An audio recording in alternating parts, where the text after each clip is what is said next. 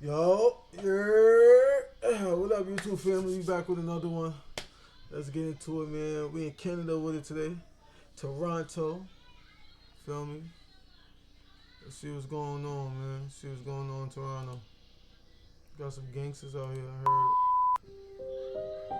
26-year-old Kevin George, aka NHS Kenzo, is a Toronto rapper reigning from Connections, an infamous block on the south side of Jane and Finch. Over the years, the troubled block has received much attention for its high crime rate and gang activity. What makes the situation worse is that their rivals are located within the same community, but up on the north side, which has since been labeled as up top. Crews on the north and south side have been at odds for decades, and with them being housed in such close vicinity of each other, it has led to a rash of violent crimes resulting in the deaths of not only numerous gang members, but innocent victims as well. Raised in a clearly hostile environment, it would be no surprise when Kenzo would become deeply entrenched in the street politics surrounding his block. However, it didn't start out this way. During the early years of his life, he made attempts to steer himself on the right path by playing basketball, and by the time he reached his teens, he started showing glimpses of being a star hooper. Oh. I said, move it, Keith. He had an abnormal level of athleticism which made up for his small stature, but by the time he was out of high school, his hoop dreams would be cut short. With a couple of childhood friends from the south side of Jane and Finch, he formed a music group called NHS, an abbreviation for Never Had Shit. It featured a roster full of heavy hitters, including Duvee, JJ, and Little BK. They began dabbling into music by posting and deleting songs as early as 2015, and it only took 3 years for them to take off. On April 22nd, 2018, Duvee would release a music video titled Gotta Stack It, which gained immediate traction within Toronto's underground rap scene. Man, all of this green, count money like I'm youngster. You ain't seen what I seen. Connect City, we in average. You don't know that. The song, now sitting at 500,000 views, was just the spark NHS needed. Over the course of the next 3 years, the crew would put out several hits, amassing millions of views. As a whole and individually, the NHS boys were making a name for themselves fast as their fan base was growing exponentially, but by the end of 2020, the crew would be hit by news that would trigger a deadly domino effect, ultimately costing the careers and lives of several members. Inside one of these beams. Is Canada like? Is Canada like the UK? Like, they remind me of the UK for some reason.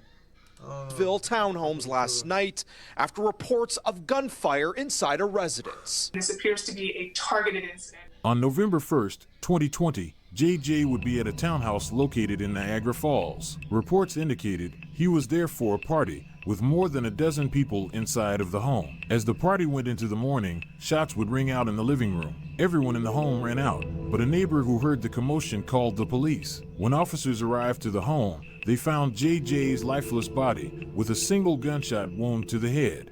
Almost immediately after his death was announced, JJ was mocked relentlessly by rival gangs. R.I.P. JJ.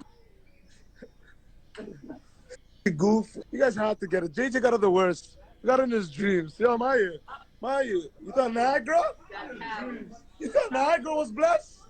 Got a high five? Yeah, Drake. Those betting days are done. See you on the other side.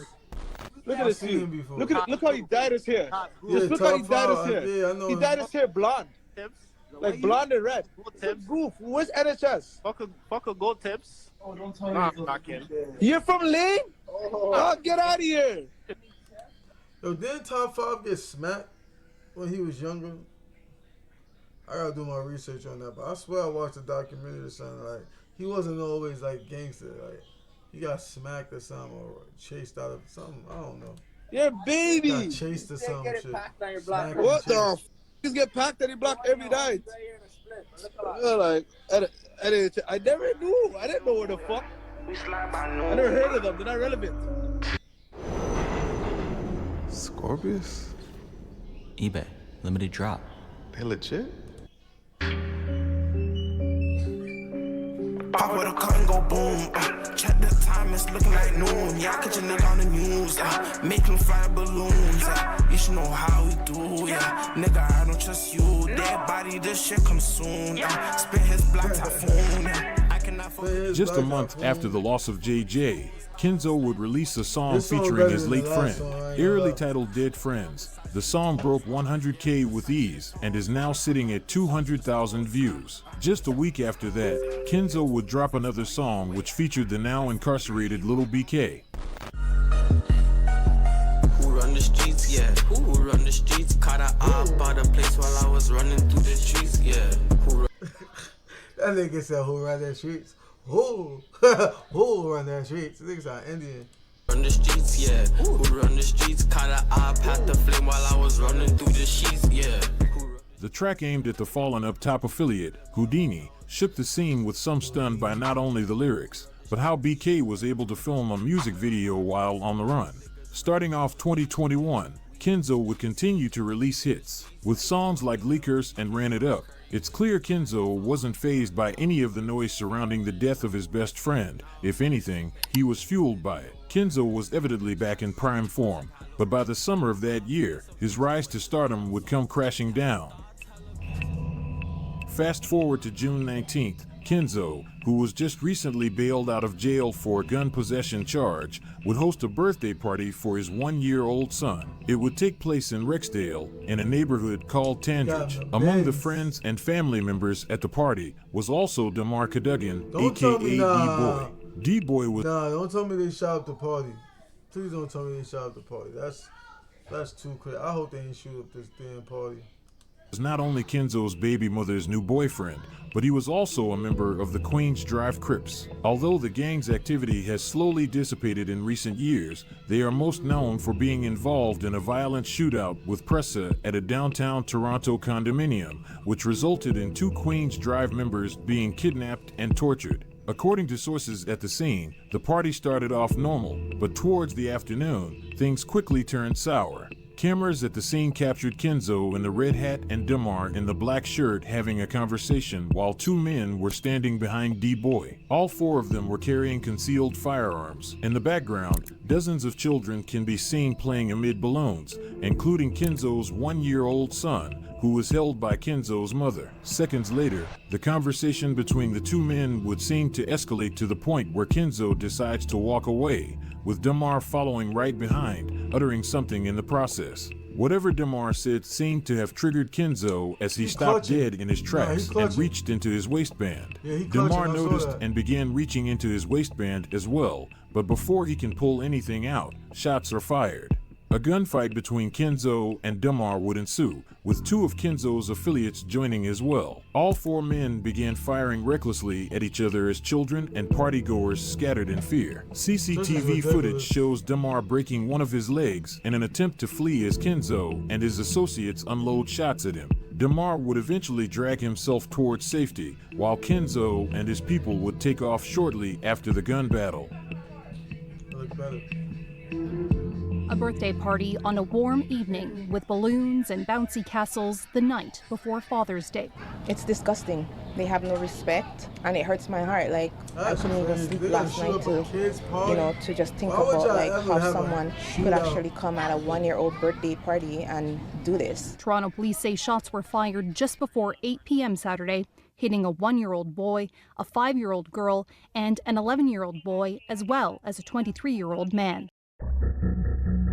Unfortunately, in Toronto, innocent victims aren't uncommon when it comes to gang violence, and June 19th, 2021 was just another example. By the end of the 20-second gunfight, with a total of 22 rounds fired, 4 partygoers were hit, including 3 children, one of them being Kenzo's son, who was grazed in the head by a bullet. Fortunately, he made a quick recovery, but the other 2 kids weren't as lucky. A 5-year-old girl was shot in the head and left in a 5-day coma after she had surgery to remove the bullet lodged in her head. Yo, what's up with these Toronto niggas shooting kids, parties, and 5-year-olds? Y'all serious? Nah, bro, I'm not. I gotta do better. That's crazy. Like, that type of shit happen everywhere, but like, that's crazy. I don't like this. Bullet fragments remain in her brain, and during her long, slow recovery, she had to wear a specialized helmet while suffering from constant headaches. An 11-year-old boy who was hit in the butt was also left with a permanent limp. D-Boy, the intended target, sustained several bullet wounds to his lower back and legs and was taken to a hospital immediately. Although he miraculously survived, he was arrested on several firearms-related offenses and taken into custody. Kenzo was captured a few weeks later and charged with discharging a firearm with intent to endanger life and 2 counts of aggravated assault. It would take nearly a year for trial to begin, but when it did, the first person called to testify was Kenzo's baby mother and Damar's now ex-girlfriend, Joy Leach.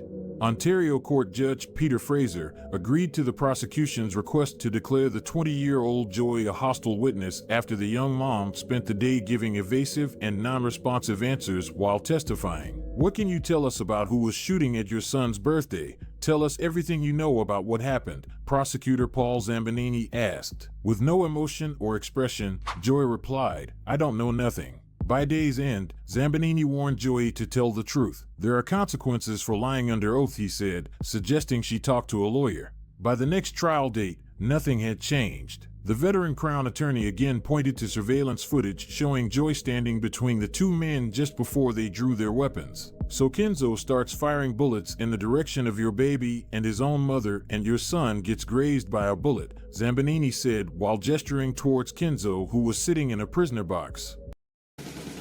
Chevy trucks are as dependable as the Chevy people who drive them. They don't need permission to get...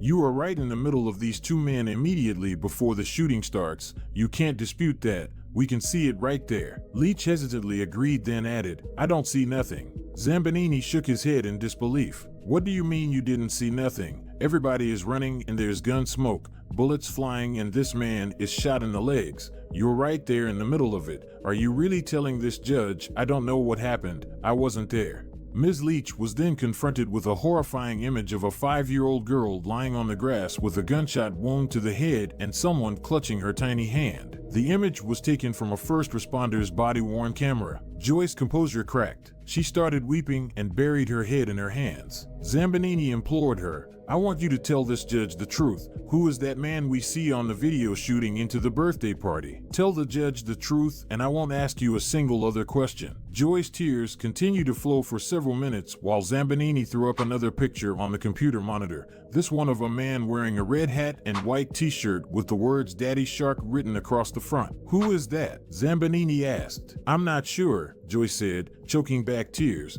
before the judge agreed to her request for a break. After she returned from the hallway, Zambanini stated it was obvious Joy is trying to keep Kenzo out of trouble. "Isn't that why you're testifying like you are today, not remembering the simplest of things, lying to this judge? You're just trying to protect him," he said, before announcing he had no further questions. At his sentencing hearing, Kenzo showed no emotion as he listened to the judge from the prisoner's dock, glancing occasionally at about a dozen friends and family members sitting in the courtroom.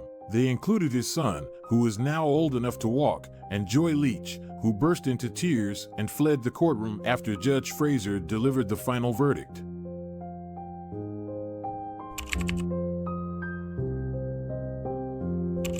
You got 11 of them things.